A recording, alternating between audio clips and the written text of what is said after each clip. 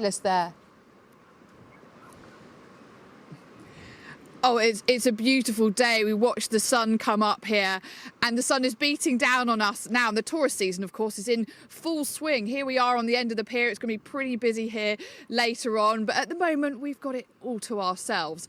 Now, not to say that a sunny day doesn't cure everything, because, of course, tourist areas have been struggling to fill vacancies. They've been seeing this resurgence in the British staycation after the pandemic, but can they get enough people to fill the jobs? That's something we'll be looking at in a moment. Now, just over an hour ago, we saw the latest job figures coming out today. What are they telling us? Well, one of the key takeaways at the moment is the rate at which our wages are rising, those pay packets, what we get in our salaries. Now, the story is that actually they're rising at a record rate since records began in 2001.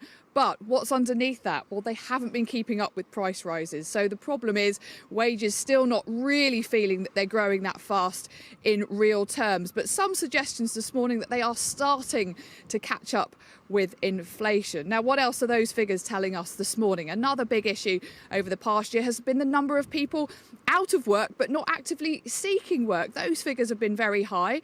And this morning we've been hearing about people in long-term sickness. Those figures are now at a record high, and lots of theories why that is. Lots of people who came out of work during the pandemic who now haven't returned to work. Big questions for employers around what's going on there.